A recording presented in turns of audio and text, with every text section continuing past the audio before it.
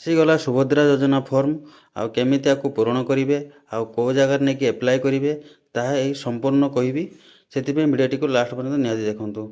ଜୟ ଜଗନ୍ନାଥ। ମୁଁ ପିକେ ଆପଣମାନଙ୍କୁ ସ୍ୱାଗତ କରୁଛି ପୁଣି ଏକ ନୂଆ ଭିଡ଼ିଓରେ।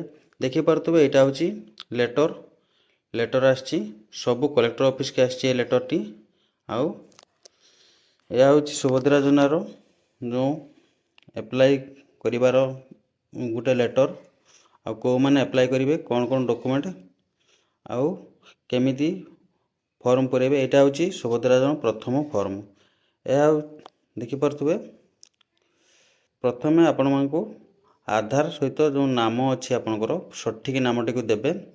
ଆଉ ପୂର୍ବରୁ ଗୋଟେ କଥା କହିଦେଉଛି, ଆଧାର ସହିତ ମୋବାଇଲ ନମ୍ବର ଲିଙ୍କେଜ୍ ନିହାତି କରିଦିଅନ୍ତୁ, ନହେଲେ ସୁଭଦ୍ରା ଯୋଜନା ଆପ୍ଲାଏ କରିପାରିବେନି।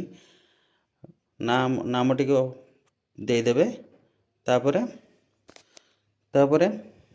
ଆଧାର ନମ୍ବର ଦେବେ। ଆଧାର ନମ୍ବରରୁ ପୁରା ଡିଟେଲ୍ସ ଭଲ ଭାବରେ ଲେଖିକି ଦେବେ। ତାପରେ ତାଙ୍କ ପିତା କିମ୍ବା ସ୍ୱାମୀଙ୍କର ଯାହାଙ୍କ ନାମ ଦେଲେ ବି ହେବ। ମୋ ମତରେ ତାଙ୍କ ସ୍ୱାମୀଙ୍କ ନାମ ଦେବା, କାହିଁକିନା ସ୍ୱାମୀ ରେସନ୍ କାର୍ଡ଼ଟିକୁ ଚିହ୍ନଟ କରାଯାଏ, ଚିହ୍ନଟ ହେବ। ଆଉ ଏଠି ଡେଟ୍ ଅଫ୍ ବାର୍ଥ ଦେବେ। ତାପରେ କ୍ୟାଟେଗୋରୀ ଆପଣ ଚୁଜ୍ କରି ନେଇଯିବେ।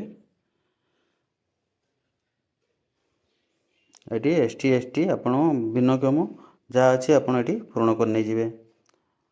ଆପଣଙ୍କ ପାଖରେ ଫର୍ମ ନାହିଁ ତାହେଲେ ମୋର ଭିଡ଼ିଓରେ ଡିସ୍କ୍ରିପ୍ସନରେ ଫର୍ମ ଅଛି, ତାକୁ ଡାଉନଲୋଡ଼୍ କରି ନିଅନ୍ତୁ।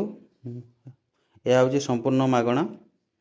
ତାପରେ ଏଠି ଜିଲ୍ଲା ଚୁଜ୍ କରି ନେଇଯିବେ, ବ୍ଲକ୍ ଚୁଜ୍ କରି ନେଇଯିବେ। ଆପଣଙ୍କର ଯାହା ଯାହା ଅଛି ଏଠି ଚୁଜ୍ କରି ନେଇଯିବେ, ଭରିଦେବେ। ଆଉ ଫର୍ମଟିକୁ ଆପଣ ଭରି ନିଅନ୍ତୁ। ତା ପୂର୍ବରୁ ଆଧାର ସହିତ ମୋବାଇଲ ନମ୍ବର ଲିଙ୍କେଜ୍ କରନ୍ତୁ ଏବଂ ବ୍ୟାଙ୍କ ଆକାଉଣ୍ଟ ସହିତ ଆଧାର ସିଡ଼ିଂ କରନ୍ତୁ। ଏଇଠି ଆପଣଙ୍କର ନିୟମାବଳୀ ଗୁଡ଼ାକ ଅଛି, କେଉଁମାନେ ଆପ୍ଲାଏ କରିପାରିବେ। ଆପଣ ତ ଆଗରୁ ଭିଡ଼ିଓ ଦେଖିକି ଜାଣିଥିବେ, ସେ ଜଣେ ଓଡ଼ିଶା ବାସିନ୍ଦା ହେଇଥିବେ ଆଉ ତାଙ୍କର ଇନକମ୍ କମ୍ ଥିବ, ସ୍ୱଚ୍ଛଳ ପରିବାର ହୋଇନଥିବ। ଏଇଭଳି ଭାବରେ ଡିକ୍ଲାରେସନ୍ ଦିଆହେଇଥିଲା। ଡିକ୍ଲାରେସନ୍ଟିକୁ ଭଲ ଭାବରେ ପଢ଼ିବେ ଆଉ ଏବଂ ତାହା ଠିକ୍ ମାରି ଯିବେ। ଯଦି ଆପଣଙ୍କର ଏହା ସବୁ ଠିକ୍ ଅଛି ତାହେଲେ ଠିକ୍ ଭରିକି ଯିବେ।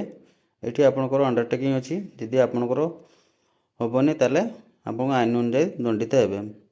ତାପରେ ଏଠି ଆପଣଙ୍କର ଆଧାର ନମ୍ବର ଦେବେ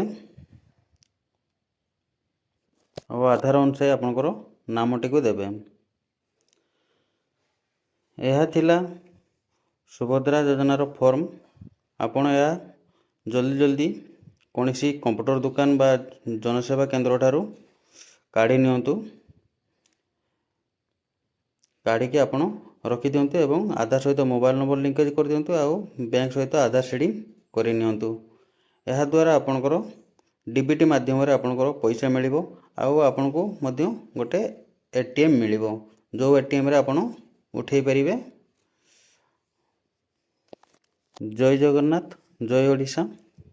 ଆଜି ପାଇଁ ଏତିକି।